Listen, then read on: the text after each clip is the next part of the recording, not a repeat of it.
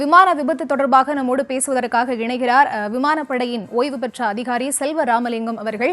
வணக்கம் சார். பொதுவாக இந்த மாதிரியான விபத்து நிகழும் போது விமானி கிட்ட இருந்து மேடே அப்படிங்கிற ஒரு கால் வந்து ஏர் டிராபிக் கண்ட்ரோலுக்கு வரும். அப்படியான கால் வந்துச்சா? அது பற்றிய விவரங்கள் கிடைச்சிருக்கா சார்? கண்டிப்பா இந்த ஒரு விமான விபத்து அப்படிங்கிறது வந்து டெக்னிக்கல் எரரா இருக்கிறதுக்கான சாத்தியக்கூறுகள் அதிகம் அப்படின்னு சொல்லி தான் நான் பாக்குறேன். இப்ப என்ன அப்படின்னா, இந்த கருப்பு பெட்டி வந்து நம்ம கையில கிடைச்சதுக்கு அப்புறம் தான் இறுதியா வந்து விமானியும் ஏர் டிராபிக் கண்ட்ரோலர் ரூம்ல வந்து அவங்க விமானியும் அவங்களும் பேசிக்கிட்ட அந்த உரையாடல் வந்து நமக்கு இறுதியா அப்பதான் கிடைக்கும்.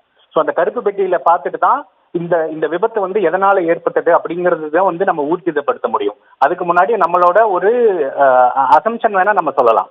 இப்ப வந்து இது வந்து ஒரு ஏடிஎஃப்னு சொல்லக்கூடிய ஏவியேஷன் டர்பைன் ஃபியூல் அப்படின்னு சொல்லக்கூடிய அந்த எரிபொருள் லீக்கேஜ் எங்காவது ஆயிருந்து ஒரு தீ பிடிச்சிருக்கலாம். இல்ல அந்த ஏர் ஃப்ரேம்ல ஏதாவது ஒரு பெரிய பேர்டு வந்து ஹிட் பண்ணி அதை வந்து ஒரு டேமேஜ் பண்ணி இருந்திருக்கலாம். ஸோ அந்த மாதிரியான ஒரு ப்ராபபிலிட்டி வேணா நம்ம சொல்ல முடியுமோ ஒழிஞ்சு, ஆனா இறுதியா வந்து இந்த விபத்து உண்மையா எதனால ஏற்பட்டது அப்படிங்கிறது வந்து நமக்கு அந்த பிளாக் பாக்ஸ் அப்படின்னு சொல்லக்கூடிய கருப்பு பெட்டி கிடைச்சதுக்கு அப்புறம் அதுல இருக்கக்கூடிய அந்த உரையாடல்களை வச்சுதான் நம்மளால வந்து எதுவுமே வந்து நம்மளால ஊர்ஜிதப்படுத்த முடியும். சார், என்னென்ன ப்ராபபிலிட்டிஸ் இருக்கும் அப்படின்னு நீங்க சொல்லியிருக்கீங்க. பேர்ட் மோதுனாவோ இந்த மாதிரியான விஷயங்கள் இருக்கும் அப்படின்னு கூட சொல்லியிருக்கீங்க. பட் நம்ம விஷுவல்ஸ் மூலமா பார்க்குறோம், அந்த விமானத்துல பேர்ட் எதுவுமே மோதலை அப்படிங்கிறதும் நம்மளால புரிஞ்சுக்க முடியுது அந்த காட்சிகள் மூலமா.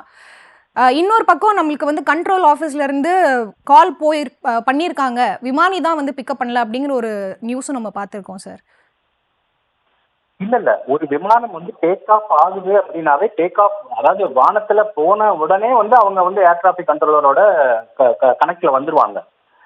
ஸோ அப்படி இருக்கும்போது கண்டிப்பா வந்து பேசியிருப்பாங்க. இன்னும் நம்ம அந்த பிளாக் பாக்ஸ் கிடைக்காததுக்கு முன்னாடி நம்மளால எந்த தகவலையும் அந்த மாதிரி சொல்ல முடியாது.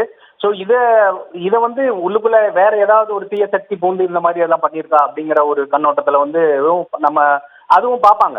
அது வந்து நார்மலா எல்லாருமே அது பார்க்கக்கூடிய ஒரு கேள்விதான். ஏன்னா நமக்கு வந்து கருப்பு பெட்டி கிடைக்காத வரையிலும் நம்ம என்னென்னலாம் ப்ராபபிலிட்டி இருக்கு அப்படிங்கறது வேணா நம்ம வந்து சொல்லிக்கலாம். ஆனா எனக்கு தெரிஞ்சு இது டெக்னிக்கல் எரரா இருக்கிறதுக்கான சாத்தியக்கூறுகள் அதிகம் அப்படின்னு தான் நான் வந்து நம்புறேன். ஸோ அது வந்து ஒரு ஃபியூல் லீக்கேஜஸா இருந்திருக்கலாம். ஸோ ஃபியூல் லீக்கேஜ் இருக்கும்போது இமீடியட்டா அது வந்து ஹைலி இன்ஃபிளேமபிள், அந்த அந்த எரிபொருள் ஏடிஎஃப்னு சொல்லக்கூடிய அந்த ஏவியேஷன் டர்பைன் ஃபியூல் வந்து எளிதில் தீப்பற்றிக்கும். அப்படிங்கும்போது இமீடியட்டா ஒரு பெரிய அளவுல தீப்பிடிக்கும் போது அது விமானியோட கட்டுப்பாட்டுல இருந்து வந்து கூட நம்ம அது போயிருந்திருக்கலாம். ஏன்னா டேக் ஆஃப் ஆகி ஒரு 3 நிமிஷத்துல கிராஷ் ஆகுது அப்படிங்கும்போது நிறைய விஷயங்கள் வந்து நம்ம இதுல வந்து நம்ம பார்க்கணும்.